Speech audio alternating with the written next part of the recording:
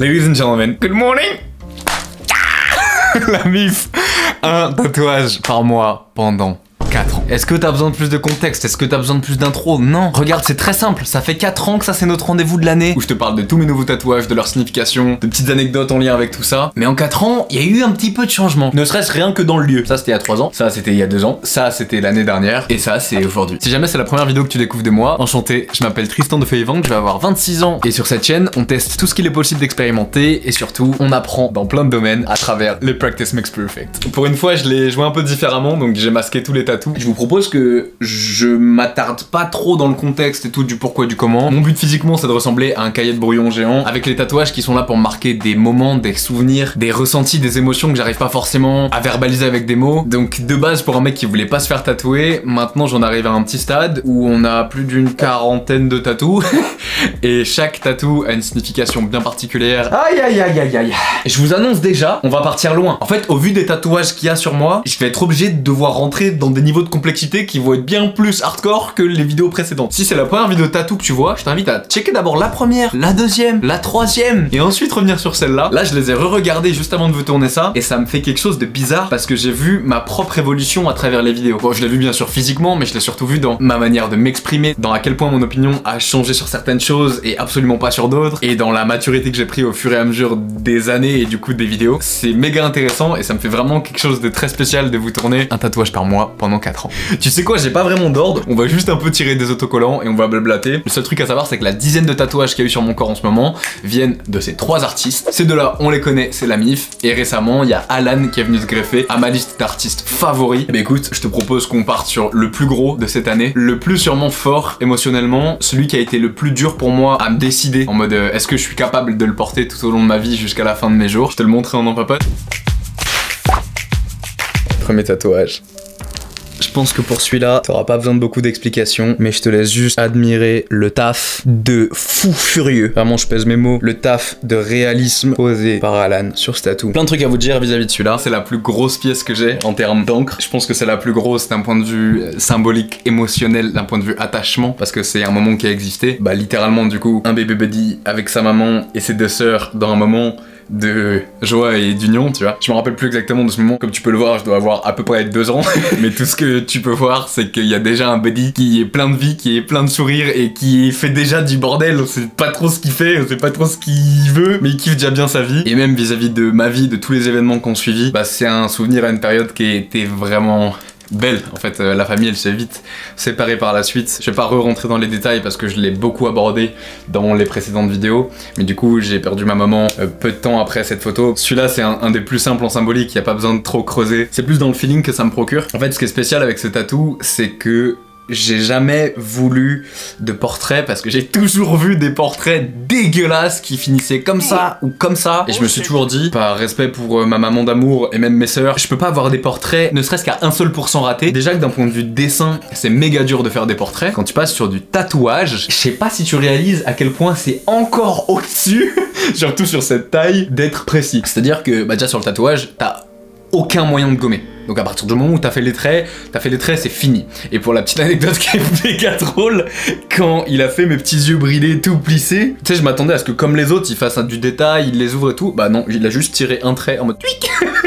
Voilà, c'était fini, mes petits yeux bridés, ils étaient dessinés. Et en fait, je savais pas que j'allais rencontrer un artiste capable de faire des portraits de cette manière. Donc juste avant, il y a eu celui-là que je te présenterai juste après. Et en voyant celui-là et en voyant la cicatrisation de celui-là, je me suis dit, ok, je me sens prêt à envoyer la plus belle des photos de famille que j'ai. Si t'as vu les anciennes vidéos, tu vas vite comprendre. Sinon, je te le résume assez simplement. Ici, j'ai 2 points-virgules qui symbolisent les 2 suicides de ma maman et de mon grand-père. Donc de son papa, peu de temps après. Juste en dessous, j'ai le still learning, qui veut dire que quoi qu'il arrive, bah t'es toujours en phase d'apprentissage. Juste en dessous, j'ai le let it hurt, then let it go. Donc t'imagines bien que ces événements, ils ont pas été faciles à endurer et qu'ils ont fait bien mal. Donc il a fallu un bon moment pour digérer tout ça. Juste à côté, j'ai ma rose avec marqué Anitia, qui signifie impermanence. Le plus beau des symboles du fait que dans la vie, il y a rien de permanent et que tout va bouger, tout est en constant mouvement, en constant changement, que tu le veuilles ou non. Juste au-dessus, à la base, on avait un cercle qui représentait la progression et le fait que dans la vie ça marche petit à petit. Mais en fait, avec la manière dont on l'a placé, bah ça fait un peu une étoile au-dessus de la maman. Tu vois, genre, un peu comme dans Pokémon, je sais pas, quand la Team Rocket elle se faisait éclater, et ben après elle partait dans le ciel et ça faisait un peu une étoile. Et moi ça me rappelle ça au final, alors qu'à la base ça a pas du tout ce meaning là, tu vois. Bref, ça match super bien, et juste au-dessus, bah y a le gardien de la mama. Donc autant te dire que ce tatou, il a fait entrer en résonance tous les autres éléments du bras. Donc ouais, grosse pièce qui me fait ressentir plein d'émotions, qui me fait avoir le cœur tout chaud à chaque fois que je la vois. Je sais pas, j'ai un coup de barre et tout, je regarde mon bras et je me dis, ah oui putain, maman, vas-y t'inquiète, genre je vais faire ce que je dois faire, tu vois. Donc c'est un beau rappel de vie. Ah oui, 2 derniers points vis-à-vis de ce tatou. Étant donné qu'il y a moi-même petit dans ce tatou, bah je vois aussi mon enfant intérieur à travers lui là. Et ça me rappelle qu'en tant qu'adulte, même si des fois on n'a pas l'air du tout, on se prend beaucoup la tête sur plein de problèmes du quotidien, on a des responsabilités, on a plein de trucs d'adultes qui viennent un peu pas nous éloigner de notre âme d'enfant et qui font que un jour, tu sais plus trop quand, mais t'as arrêté de grimper aux arbres pour t'amuser, t'as arrêté de faire des dessins juste parce que ça te faisait kiffer, pas pour qu'il y ait un but de beauté ou de progression ou j'en sais rien, t'as arrêté de jouer tout simplement. Et du coup à chaque fois que je vois le petit gamin que j'étais, bah ça me ramène aussi dans mon état de gamin. Et juste des fois, je suis là en train de penser à tous les problèmes de la vie d'adulte et je le regarde et je me dis, ok buddy, chill. Déconnecte un peu le cerveau, va jouer avec tes potes, redeviens un enfant un petit peu et tu verras, tu te sentiras beaucoup mieux. Et le dernier point, il est un petit peu caché, juste là, tu peux voir, il y a un petit mot en hawaïen que tous ceux qui ont vu Stitch connaissent. Si vous connaissez pas, vous avez clairement raté votre enfance avec un dessin animé qui a juste plein de valeurs beaucoup trop mignonnes. Et tu sais quoi, je vais laisser Stitch t'expliquer ce que ça veut dire. Ohana signifie famille. Famille signifie que personne ne doit être abandonné. ni oublié. Ouais, je sais. Moi, ça m'a appris le cœur fort quand j'ai revu cette séquence. Surtout que Ohana, comme dit, ça veut pas simplement dire famille au sens famille de sang. Ça veut aussi dire famille dans le sens tous ceux que tu as choisis. Donc ça considère aussi tes amis proches, par exemple. Mais surtout, dans la manière dont il le dit, ce qui, moi, m'a pris le cœur et me le prend toujours quand j'entends ça, c'est le nobody get left behind. Et on n'oublie personne. Parce que, par exemple, ma maman, elle est plus là physiquement, mais elle est toujours là dans mon cœur. Donc dans le Ohana, ce qui a vraiment résonné, c'est surtout cette fin de phrase. Ohana, c'est la famille, mais surtout, ça veut dire qu'on n'oublie personne et qu'on ne laisse personne derrière. Voilà pour ce premier tatou de monsieur Alan Holonail qui est juste incroyable. Vous aurez les contacts de tous mes tatoueurs dans la bio. N'hésitez pas à les DM, n'hésitez pas à aller vous faire ancrer par les copains. Si je leur ai donné mon corps en cobaye, c'est que clairement tu peux y aller et t'inquiète, tu seras entre de bonnes mains. Alan, vraiment, c'est ma découverte de l'année. Je suis choqué de l'artiste que c'est et de la qualité de son taf. Et tu sais quoi, on va enchaîner tout de suite avec son taf. Oh, des nouveaux buddies. Wouhou! Je te l'ai fait dans l'ordre, donc celui-là c'était le dernier, mais en fait juste avant on avait fait ça. Je te présente une de mes divinités préférées, si ce n'est ma divinité préférée. Donc là les tatous, ils ont tous eu le temps de cicatriser, mais au tout début quand je sortais de la session, ils ressemblaient à ça. Théma, le niveau de détail, c'est fou. J'ai phasé pendant 3 jours à le regarder en mode c'est impossible de mettre autant de détails dans du tatou. Donc bien sûr, après t'as un peu de détail qui part parce que t'as la peau qui cicatrise, ça va faire 6-8 mois, mais tu vois quand même le niveau de détail de baiser. Et en fait c'est ce tatou qui m'a fait me dire, si le frérot il a réussi à mettre ce niveau de réalisme et de détail dans le visage, bah en fait il va largement savoir le faire dans quelque chose d'un peu plus gros, aka le portrait de famille. Donc pour Shiva, pas besoin d'aller bien loin, il est posé sur le bureau. Pour ceux qui sont vraiment pas familiers avec, c'est tout simplement un des 3 dieux principaux de la culture hindoue. Moi perso, je vois beaucoup de symboles, c'est-à-dire que je suis pas affilié à une religion en particulier, un dogme, une manière précise de voir les choses, mais il y a beaucoup de trucs qui me parlent à gauche à droite, où j'ai plein de dieux et déesses qui résonnent aussi fort. Shiva, c'est encore sur un autre level. Pourquoi? Aïe aïe aïe. Bon, il y a énormément de choses à dire sur ça, mais comme dit, l'idée c'est pas de vous faire un cours de culture hindoue ou un cours des religions, mais c'est plus de vous expliquer ce que ça représente pour moi. Comme dit, Shiva, il fait partie de la trinité des 3 dieux. Donc t'as Brahma qui représente la création, t'as Vishnu qui représente la préservation, et t'as Shiva qui représente la destruction. Pardon, j'étais obligé. Ça veut pas dire ce que tu penses. En gros, ce que j'adore avec ce symbole et ce que ça représente, c'est la dualité que ça évoque. En fait, comme dit, Shiva c'est le dieu de la destruction, mais dans le sens où pour construire un nouveau monde, il faut savoir le détruire d'abord. Et ça, quand tu dézoomes et que tu l'appliques simplement à de la psychologie, bah si demain tu cherches à arrêter de fumer, ça ne marchera que si t'es capable de détruire l'ancienne version de toi et tous les patterns, tous les liens neuronaux, toutes les addictions que t'as créées avec la cigarette par exemple. Et tant que t'as pas détruit ça, t'auras beau essayer d'arrêter, l'ancien toi, il va revenir au galop. Donc en fait, il y a beaucoup de gens qui pensent que Shiva il symbolise que la destruction, mais il faut plus le voir dans un sens de destruction, dans un but de renouveau. Du coup, Shiva, il représente cette force divine de destruction qui se canalise en étant dans un état d'ascèse, donc de méditation en permanence. Il va passer sa vie à méditer parce qu'il a tellement de force, tellement de puissance destructrice que malgré que ce soit un dieu super bienveillant, bah il faut quand même pas trop le chercher. Mais en gros dans la culture hindoue on t'explique qu'à un moment, il y a d'autres dieux qui ont un peu chié sur Shiva en le considérant pas comme un dieu. Du coup, la légende dit qu'il est arrivé, il a tué tout le monde, il leur a dit bon allez, vous m'avez saoulé, tout le monde en feu, hop. J'invoque les esprits, parce que vous aimez pas les esprits, parce que vous dites qu'ils sont méchants et tout, alors que j'aime tout le monde, je considère tout le monde, donc même les fantômes, même les esprits, même les entités qui pourraient faire peur, en mode moi c'est mes copains parce que je veux envoyer de l'amour à tout le monde. Donc tu sais quoi, je vous envoie tout le monde. Et ça en fait ça vient représenter énormément de choses chez n'importe quel être humain. Et principalement chez moi, bah, ça résonne très fort chez moi. Ça va aller avec le tatouage qui est juste au-dessus. Allez, je te fais un petit reveal.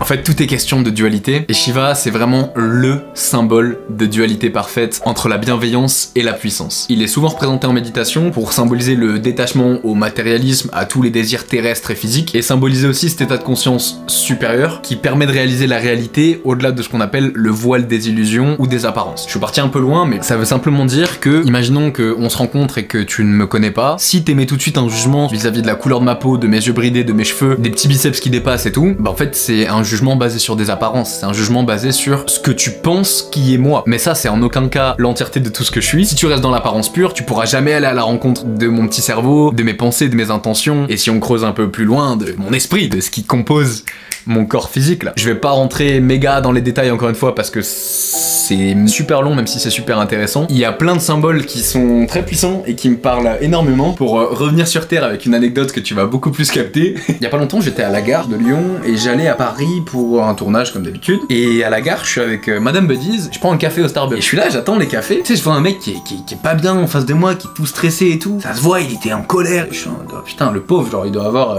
des problèmes. Là à ce moment dans sa vie pas ouf tu vois. Du coup je prends mon café comme ça, il avait marqué son prénom sur la tasse, donc je vois que c'est marqué Johan. En partant je lui dis bon bah bonne journée Johan. Et en fait je fais 2 pas et je me rends compte que le frérot il m'embrouille fort. Et là je bug parce que du coup il me dit un truc du style hey, frérot je te connais pas, tu me parles pas, vas-y bouge de là. Et à ce moment là j'ai bugué, je me dis c'est pas possible, c'est une caméra cachée. Je lui ai dit bonne journée mais que le mec ça l'a mis dans un état méga vénère. Du coup je m'approche de lui et tu sais moi je suis très tactile donc je mets un sur son dos, je suis en mode frérot y a pas de problème, genre je t'ai juste dit bonne journée. Et à ce moment là il me pousse et il me dit un truc en mode vas-y me touche pas et il lève encore le ton. Là c'était comme dans un jeu vidéo, c'est-à-dire que j'avais 2 choix qui s'offraient à moi. D'un côté je médite, je ferme ma gueule, j'envoie du love. Et de l'autre côté je sors tous les démons, toutes les entités, tous les fantômes et je te sors le feu des enfers.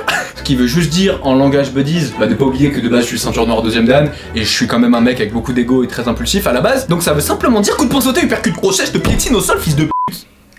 Merde, j'ai tapé tellement fort en bas que mon papy en bas il dit qui c'est. Je pense que quelqu'un a sonné. Et donc je te jure qu'à ce moment-là, j'ai jamais ressenti cette dualité aussi fort en moi. Un cas de figure où je restais en mode méditation. Je ne laisse pas mes émotions prendre le dessus sur la situation. Et de l'autre côté, mon poteau, j'avais le Shiva destructeur qui voulait juste tout annihiler. Et bien que j'en avais méga envie, et honnêtement je pense qu'il le méritait un peu le frérot, bah je suis méga fier de moi parce que je suis resté dans le bon côté de la balance. C'est-à-dire qu'il était là, il était quasiment en tête-tête en mode viens on s'encule. Et je lui ai vraiment dit, je suis désolé pour toi. Je sais pas ce qui se passe en ce moment dans ta vie. Je lui ai dit je t'envoie juste du love.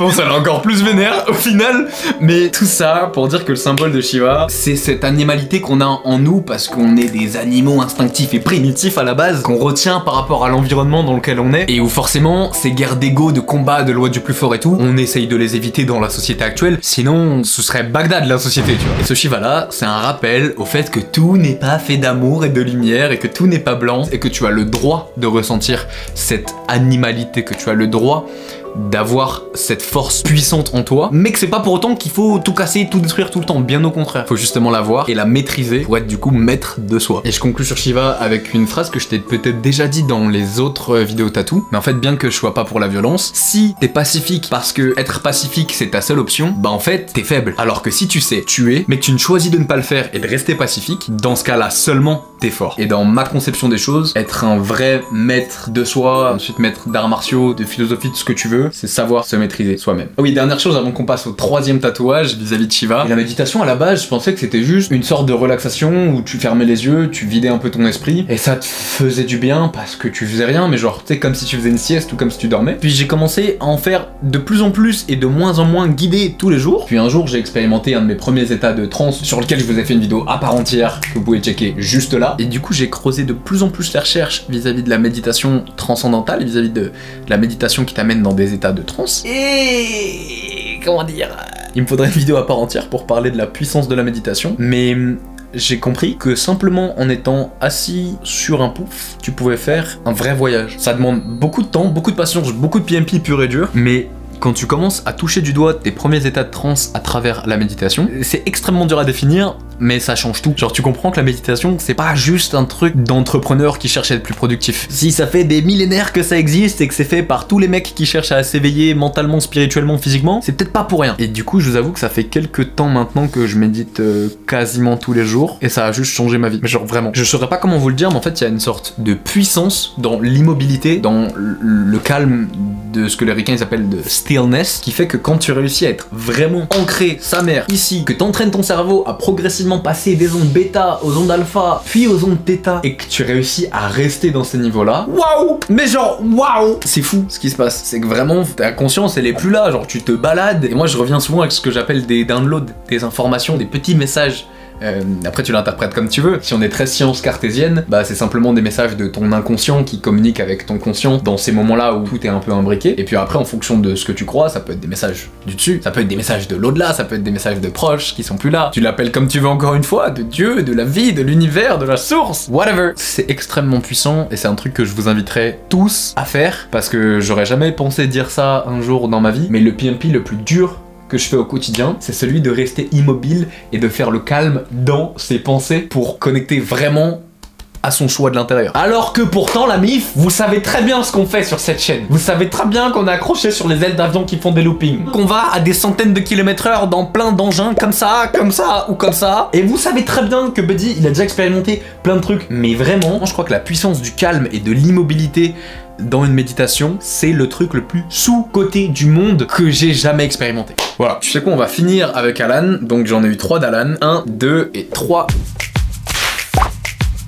Qu'on a fait dans la foulée après le Shiva. Il me semble que je vous en ai déjà parlé dans la dernière vidéo. En gros, dans les croyances hindoues et yogiques, il y a 7 chakras principaux dans le corps qui sont, pour faire simple, des centres d'énergie, des points de convergence de lignes énergétiques. Bref, plein de trucs que je capte pas trop, mais dont on parle dans plein de cultures, plein de médecines, comme par exemple en médecine traditionnelle chinoise où on va pas te parler de chakras, mais on va plus te parler de lignes énergétiques et de méridiens. Mais au final, selon ma compréhension des choses, c'est juste une autre explication des chemins énergétiques qu'il y a dans ton corps. On t'en parle aussi beaucoup dans le bouddhisme tibétain, mais tu sais quoi, celui qui explique le mieux ce que sont les chakras, je pense que c'est le maître de l'air. Alors je vais le laisser te donner sa définition. Nos chakras sont des sortes de tourbillons d'énergie dans notre corps. Exactement. Si rien ne le contrariait, ce cours d'eau s'écoulerait clair et pur. Mais en fait, la vie est difficile et des tas de choses tombent dans notre cours d'eau. Et qu'est-ce qui arrive ensuite? Le cours d'eau ne s'écoule plus. Exact. Mais si on ouvre le chemin entre les différents bassins, l'énergie circule. Tout le monde parle de la même chose de plein de manières différentes. Et par exemple, quand les Chinois en médecine traditionnelle, qui existent depuis des millénaires, ils vont te parler de Qi. Le Qi, c'est simplement l'énergie vitale qui circule dans ton corps, que tu peux utiliser dans les arts martiaux pour faire des trucs qu'on a encore du mal à expliquer avec la science actuelle, comme ça, ou comme ça. Ou que ce soit l'énergie du prana pour les hindous, ou encore de la vie ou de la nature pour les amérindiens. J'ai l'impression que tout le monde parle de la même chose, mais juste qu'ils l'appellent différemment. Et en gros, les chakras, c'est juste une matérialisation de 7 points énergétiques qu'on aurait en nous, qui, pour faire simple, font circuler l'énergie dans ton petit corps. Et on l'a naturellement calé à côté du Shiva parce que c'était un des premiers, si ce n'est le premier, à parler de ces centres énergétiques-là, qui me sont relativement familiers parce que j'ai par exemple eu plein de soins énergétiques où de base c'est des thérapeutes qui savaient pas trop grand chose de ma vie, de ce qui se passait à ce moment-là dans ma vie et qui ont débarqué, que ce soit en magnétisme ou en reiki. T'y crois ou t'y crois pas, je m'en bats les reins. Ce que je te dis là c'est juste mon retour d'expérience. Mais quand, j'en sais rien, t'as eu une embrouille avec quelqu'un, il y a des trucs que t'as eu envie de sortir, tu les as pas dit parce que tu te sentais pas de les dire et que plus tard tu pars en soin et qu'il te dit tiens bonhomme tu feras gaffe parce qu'au niveau de ton chakra de la gorge il y a quelque chose qui est bloqué, tu commences à être un peu plus ouvert. Puis quand t'as extrêmement mal au cœur parce que tu viens de perdre un être qui t'est cher et que tu vas voir un autre thérapeute qui ne sait rien de ta vie et qui te dit tiens mon bonhomme tu as un blocage au niveau du chakra du cœur, bon bref, que tu y crois ou que tu n'y crois pas, c'est méga intéressant et perso ça me parle beaucoup. Comme d'hab c'est mon corps, c'est mes histoires, c'est mes anecdotes. Je sais que j'ai sûrement perdu plein de gens là, mais je suis honnête avec vous en vous partageant ce qui me parle et ce qui résonne. Donc voilà. Et c'est fini pour Alan, et c'est clairement pas les derniers tatous que vous verrez lui. On enchaîne du coup avec le 4e que j'ai révélé. Donc là on part sur celui de Florian, un de mes artistes lyonnais préférés qui tatoue à la single. Donc du coup, d'un point de vue tatou pur, il venait parfaitement se poser dans l'emplacement. D'un point de vue symbolique, il résonne méga fort avec le Shiva qui est lui aussi un symbole de dualité. Et pour ceux qui sont pas familiers avec le yin et yang, originellement, si je dis pas de bêtises, ça a été popularisé par Lao Tzu, qui était un maître taoïste. Et en fait, la voie du Tao, c'est la voie du juste équilibre, c'est la voie du milieu. J'en reviens encore une fois à plein d'autres tatous. Je sais pas si tu te rappelles de celui-là et de la symbolique d'Icare. Il faut pas être dans les extrêmes et qu'il y a toujours un juste milieu à tout. Encore une fois, ça résonne avec la symbolique du funambuliste qui est toujours entre le cœur, le cerveau, la raison, les émotions. Et avec mes mots, le yin et yang, ça représente simplement le fait que rien n'est jamais tout blanc ou tout noir. Même toi, si tu te dis juste genre ouais, moi je suis quelqu'un de super gentil et tout, je ferai pas de mal à une mouche, en fait tu te mens. Tu n'es pas que lumière, tu n'es pas que bon. Et tu le sais pas jusqu'à ce que par exemple on s'en prenne physiquement à ta famille en face de toi. Et même le mec le plus gentil du monde, bah dans ce cas de figure bien précis, il y a l'animalité dont je te parlais un peu plus tôt qui va sortir et même lui il va être choqué du fait que en fait si il peut tuer quelqu'un, tu vois. Donc voilà, le yin et yang il représente l'équilibre des deux polarités et le fait qu'il faut tout pour faire un monde, le fait que toi tu n'es ni tout blanc ni tout noir. Sans ombre, il n'y a pas de lumière. Sans jour, il n'y a pas de nuit. Sans homme, il n'y a pas de femme. Et c'est du coup un symbole qui te montre que ce qu'on oppose le plus, genre la nuit et le jour, font au final partie du même tout, et que sans l'un, il n'y a pas l'autre. Comme tu peux le voir dans la partie yin du cercle, il y a un petit peu de yang, et inversement, ce qui signifie pour moi que dans chaque événement qu'on a tendance à catégoriser de négatif, il y a un peu de positif, et que dans chaque événement positif, il y a un peu de négatif. Voilà, c'était la philosophie selon Buddy. Je sais que j'en ai peut-être perdu un petit peu, mais je vous ai prévenu, cette année, les tatous, ils ont pris des niveaux de complexité. Donc si vous voulez de la petite signification tranquille, retournez voir les autres vidéos. Plus j'avance, plus je me vieillis, plus comme un bon vin, il faut de plus en plus affûter son palais pour être capable de suivre la complexité de ce que je dis. Donc pour être capable de goûter le vin que je suis. Et du coup, des fois, je sais que je peux en perdre beaucoup, mais c'est pas grave, au moins je m'adresse à tous ceux qui restent.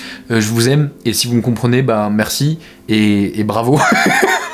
Allez, on enchaîne. J'étais tellement dans le feu de l'action que j'ai oublié ceci. Allumons ensemble un feu, juste parce que j'adore le feu. Écoute, on va finir avec les tatous de Florian. Il m'en a juste fait 2. Donc le premier, c'était celui-là. Et le deuxième, c'est celui-ci.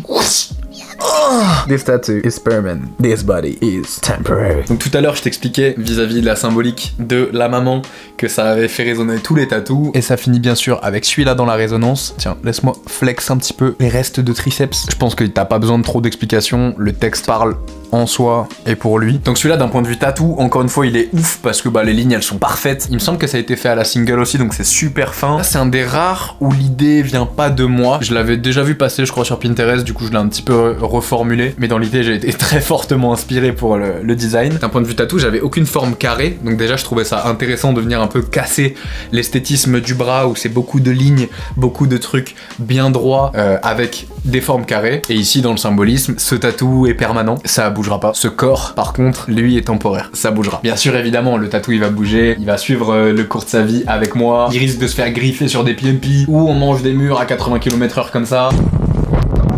En fait, ce qui est intéressant avec ce tatou, c'est vraiment, encore une fois, cette dualité du fait que tout est impermanent. On en revient toujours là, il y a des liens vraiment de partout. Si tu regardes tout le corps là, il y a tout qui résonne avec tout. Donc tout est impermanent. Mais tu sais, quand tu te fais tatouer, surtout au début, on me dit toujours oh là là, mais attention, c'est pour toujours, est-ce que t'es sûr? Et ce tatou, il me fait juste un peu dézoomer de ça en mode les gars, chill. Oui, c'est un tatou, oui, ça va être là pour toujours, mais pour toujours sur la durée de notre vie, tu vois. Parce que toi et moi, bah dans quelques années, on sera plus que poussière. Voilà donc pour les 5 premiers tatous. Donc les 3 premiers, c'était d'Alan. Les 2 que je viens de vous présenter là, c'était de Florian.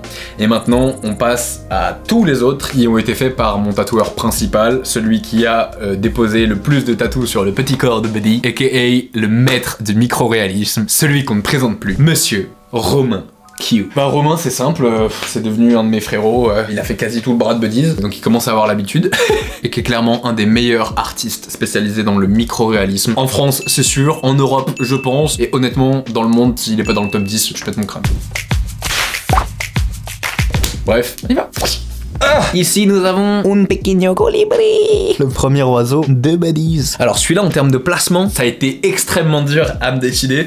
À la base on l'avait posé sur le creux de la main ici. Il fallait une paire de couilles énorme parce que pour moi la finalité du jeu c'est le cou et les mains. Mais pas pour l'instant. Mais je voyais bien que cette forme là au niveau du coude, ça vient parfaitement se caler d'un point de vue esthétique. Là je commence à en arriver à un petit stade avec mes tatous. Au début c'est super simple. Tu vas, tu te dis je vais un là, un là, un là, un là. Et c'est super simple. Mais maintenant là, je sais pas trop où je me fais tatouer. C'est un peu on improvise sur le moment en fonction de ce qu'il y a, ce que je vois qu'il y aura par la suite. Donc déjà quand on revient à la base, le colibri c'est un joli petit oiseau. En plus d'être un joli petit oiseau, il a énormément de symbolique, juste en lui-même. De manière globale, la symbolique du colibri c'est un peu comme celle de la colombe, c'est-à-dire c'est un symbole de bienveillance, de pureté. Mais si je l'ai fait et s'il me parle autant, c'est pas vraiment pour la symbolique globale, mais c'est plus vis-à-vis d'une légende qu'on m'a racontée une fois et qui a juste vraiment résonné dans mon petit cœur. C'est des légendes, donc on s'en fout de l'histoire en soi, ce qui importe c'est ce que t'en tires, un peu comme la course du lièvre et de la tortue, tu vois.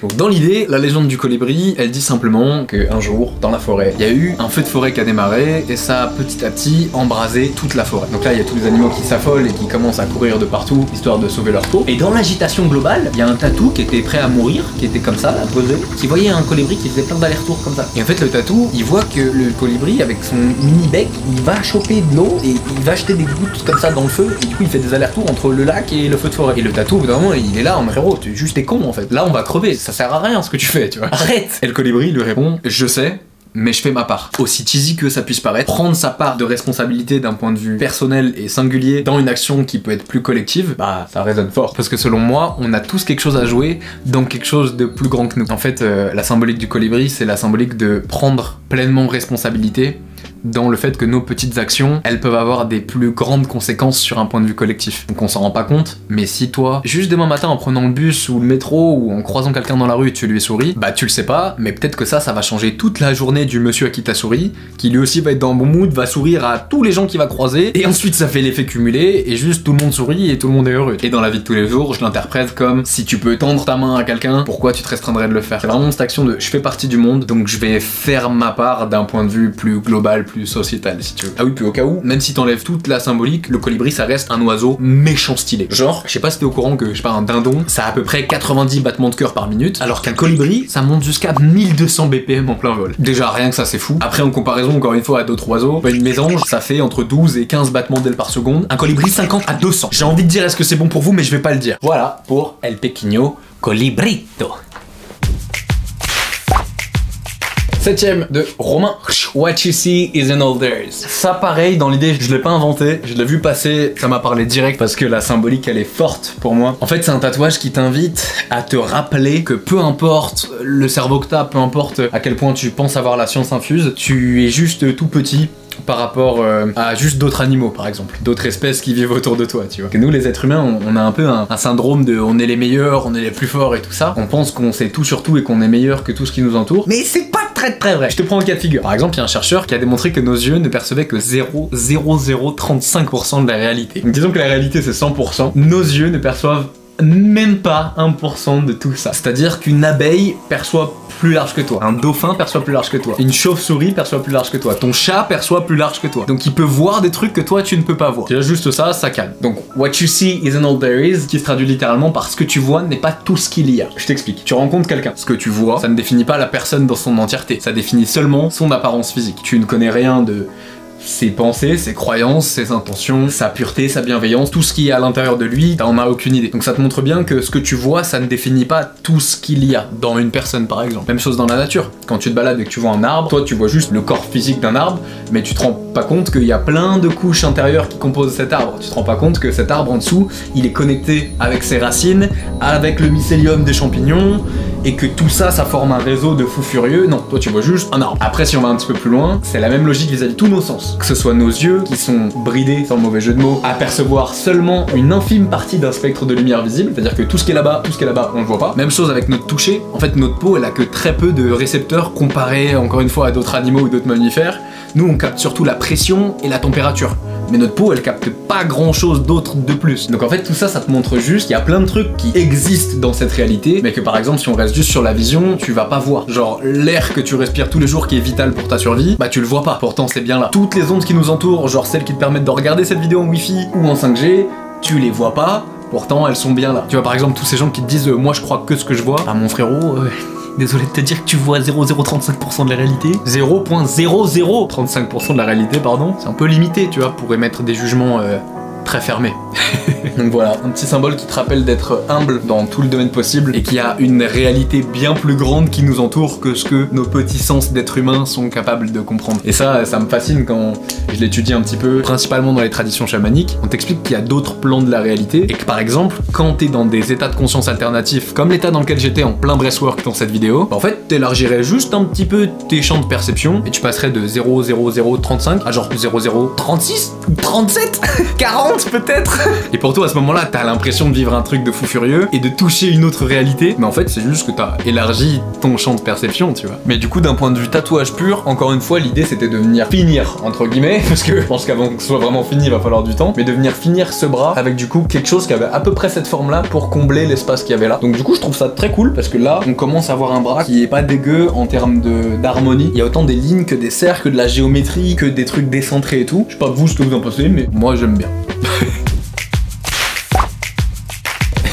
Pour rester dans les trucs totalement perchés de Buddy, on va enchaîner sur celui-là, qui est simplement les couches de corps subtiles qui nous entourent selon les croyances. Donc là c'est principalement des premiers qui faisaient du yoga, du côté hindou encore une fois. On en parle un peu aussi dans le bouddhisme et dans d'autres formes de pratiques énergétiques comme le reiki ou le qigong par exemple. Mais dans l'idée, ça suit la même croyance que les chakras, manifestés par des petits points ici tout au long de ce petit bonhomme. On aurait premièrement du coup le corps physique, ensuite le corps éthérique, ensuite le corps astral, le corps mental, le corps causal, le corps spirituel, pour finir avec le corps divin. Si tu veux savoir d'où ça vient, ça prend principalement source dans le concept des koshas, qui sont enseignés depuis des millénaires encore une fois dans les textes sacrés de l'Inde, et de la même manière que les chakras que je te présentais plus tôt, c'est intégré depuis super longtemps dans la philosophie du yoga, de la médecine ayurvédique et de la culture orientale pour faire simple. Et pour plein de raisons que j'aborderai pas dans cette vidéo, ça résonne très fort avec ce bon vieux Buddy. Bref, encore une fois, je cherche à imposer aucune vérité ou quoi, j'ai aucune prétention vis-à-vis de ce que je pense savoir et tout, et j'expérimente des trucs de mon côté, et je vous partage quasiment tout à travers les vidéos. Donc là, que ça résonne ou pas avec vous, bah je vous repartage mes apprentissages et mes enseignements de la même manière que quand je tryhard pour enchaîner des strikes au bowling ou que je suis à 2 doigts de crever en luge olympique. Voilà voilà. Il en reste 2. On enchaîne ici. Donc comme dit, tout ça c'est toujours de Romain. Je vous laisse constater le taf, encore une fois, de précision, de minimalisme. En termes de finesse, on est pas mal. Ce petit mental menteur, il a été fait à la une. Au niveau de l'endroit, il est assez intéressant parce qu'en fait, il est parfaitement dans le pli du bras. On l'a posé, j'ai vu le truc, j'ai dit ok, make sense, let's go. Sur la symbolique de ce mental menteur, que dire? Bon, déjà n'importe qui comprend que c'est un petit jeu de mots. Puis un jour, je discutais avec un tonton et il me dit au détour d'une conversation, de toute manière, mental menteur. Ça a cliqué instant. C'est un peu le même meaning que le no need to say when you feel ici, qui veut dire en français pas besoin de dire quand tu ressens les choses. Pour le faire super simple, la petite voix qui vient de ton cœur, elle ne ment jamais. Peut-être qu'elle se trompe, mais elle ne ment jamais. Alors que la voix qui vient de ton cerveau, en fait tous les mensonges ils viennent de là. En fait je me suis simplement rendu compte que plus on réfléchit avec le mental à une situation, et plus on a du mal à prendre une décision, et on cherche à analyser, à comprendre avec le cerveau, à poser des jugements, à comparer, tout ça, plus on a de chance de se mentir à soi-même. Et donc déjà le jeu de mots il est là, mental menteur, et dans la symbolique là l'idée c'est simplement de toujours revenir à la petite voix du cœur qui a pas du tout la même tonalité, qui sonne pas du tout de la même manière que la voix de ton cerveau. Et pour faire le lien avec ce que je t'expliquais au tout début de cette vidéo, avec l'enfant intérieur par exemple, quand t'es gosse, tu réfléchis pas à ce que tu fais. Si t'as envie de t'allonger en plein milieu de la rue et de pleurer, tu vas le faire. Et en gros, ce mental menteur, il m'invite juste à encore une fois revenir un peu à cet état où tu te poses pas trop de questions avec le cerveau et juste t'agis en fonction de ce que t'as vraiment envie de faire, t'agis en fonction de ce que j'appelle la petite voix, la voix du toi intérieur qui est pas du tout la même que la voix de ton cerveau. C'est-à-dire que je réussis vraiment à capter quand je prends une décision rationnelle avec mon cerveau, ce que le petit Buddy intérieur en moi il a envie de faire, tu vois. Donc mental menteur, tout simplement, pour se rappeler d'être dans le cœur, parce que le cœur, ça ment jamais. Voilà. Encore une fois, il n'y a aucune vérité, ce n'est que la vie de Buddies. C'est le 10e et c'est le dernier, mais pour mon excuse, l'année dernière on en avait fait 2 de plus, donc cette année j'en ai fait 2 de moins, et au moins on repart sur des bons comptes pour l'année prochaine. Donc comme tu le vois, j'ai rien sur les bras, je sais pas visuellement ou quoi, je le sentais pas. Donc même si l'objectif à la base c'était de remplir les bras, je sais pas, ça a pas résonné, ça a pas fait écho, du coup on est allé le caler à côté du papillon de l'année dernière. Et c'est la dernière épilation. Ladies and gentlemen, all you need is already inside. Et en termes de symbolisme, une fois que j'ai vu que ça allait pas sur les bras, tout de suite je connecte avec ce que j'ai sur la jambe et je me dis En fait, c'est juste évident qu'il aille là. Je vous avais déjà parlé de la symbolique du papillon dans la vidéo de l'année dernière, mais dans l'idée, il n'y a pas besoin d'un bac plus 5 pour comprendre qu'un papillon, il a tout ce qu'il faut à l'intérieur de lui-même pour passer de l'état de chenille à papillon, et ça se matérialise même physiquement par sa phase de cocon. Donc de la même manière que la chenille, elle a tout ce qu'il faut pour devenir un papillon en bossant sur elle-même, bah nous, on a tout ce qu'il faut pour devenir des papillons en bossant sur nous-mêmes. Enfin, c'est pas devenir un papillon, mais tu vois, par exemple, pour répondre au but de 99% des êtres humains sur Terre, être heureux ou réussir dans la vie, bah aussi cheesy que ça puisse sonner, frérot, y a que toi qui peux te rendre heureux. C'est juste à toi, à l'intérieur, de l'activer. Et si t'es là en mode ouais mais Tristan c'est facile et tout parce que toi maintenant t'as la vie de blabla, frérot, t'inquiète, je sais de quoi je parle. Qui que tu sois, où que tu sois, peu importe les flèches que tu vas manger de la vie, peu importe les obstacles qu'il y aura, on en revient toujours à cette citation. J'aime bien dire que la vie c'est 10% ce qui nous arrive et 90% comment on se positionne face à ça. Et ça me désole quand je vois plein de gens qui naturellement veulent être heureux, mais quand tu leur demandes pourquoi ils sont pas heureux, ils disent je gagne pas tant d'argent par mois, ou parce que j'ai pas telle voiture, ou parce que je suis pas en couple avec une meuf, blablabla. Ça c'est ce qu'on t'a mis dans le crâne depuis ta naissance, mais le bonheur, il est là frérot. Peu importe les événements de ta vie, peu importe à quel point l'univers va venir te secouer des fois, il va t'envoyer des gros parpaings dans ta gueule. Si tu décides de te câbler en mode bonheur, si tu décides d'aller chercher la force en toi qui va te permettre d'aller atteindre tes objectifs, ou d'obtenir tel ou tel désir matériel, y a rien qui peut t'arrêter. Tout ce dont t'as besoin, c'est déjà dans toi. Faut arrêter de le chercher ailleurs. Ladies and gentlemen, la caméra surchauffe tellement que je parle trop. En espérant sincèrement que cette vidéo vous aura plu, que ça ait fait résonner certains points ou non avec vous. N'hésitez pas à me dire en commentaire ce que vous en avez pensé, si vous avez appris des trucs ou si vous êtes 100% pas d'accord avec moi. Je suis vraiment sincèrement super intéressé par tous les points de vue. Et justement ceux qui sont 100% opposés avec moi, parce que c'est en opposant le meilleur des deux écoles que justement on trouve la voie du Tao et on voit ce qui résonne avec nous ou pas. Il n'y a qu'une seule vidéo comme ça dans l'année où on peut creuser un peu plus profondément dans ce qui se passe dans le cheminement de ce bon vieux buddy. Et en tout cas de mon côté, ça m'a fait trop plaisir d'échanger avec vous. Ah, et une nouvelle collection dispo sur Practice Makes Perfect Driver.